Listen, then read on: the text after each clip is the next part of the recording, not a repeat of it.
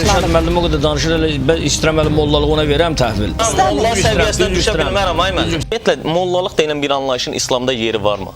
Və yaxud da axındlığın yeri varmı? Və s. Yəni, konkret olaraq deyə bilərik ki, Azərbaycanda və yaxud da bəzi ölkələrdə mövcud olan bu dini iyerarxiya dində, İslamda varmı?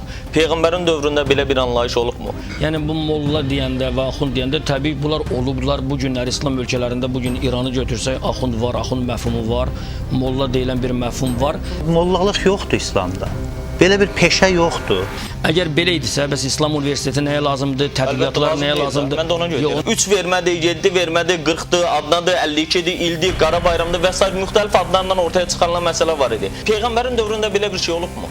Peyğəmbər bəyəm orada olanlar hansısa mollalıq mı eləyib və yaxud da sahabələr mollalıq mı eləyib? Kimsə yasın götürmək üçün Üzr istəyirəm ifadəmə görə Elşad müəllim. Mən xahiş edirəm də.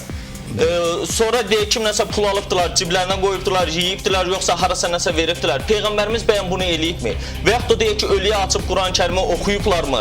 Bundan ölüyə güyə çatırmı? Yəni bütün bunlara baxdığımız zaman görürük ki biz məsələnin kökü qalıb bir tərəfdə. Bəli, Peyğəmbər dönəmində əgər bir yas mərasimində halva idisə, bu günlər möhtəşəm şəkildə bu mərasimlərin qurulması o ki mollalıq deyil. Üzr istəyirəm. Orada halva verilir, ayıbdır, belə şey yalan. Yox, üzr istəyirəm.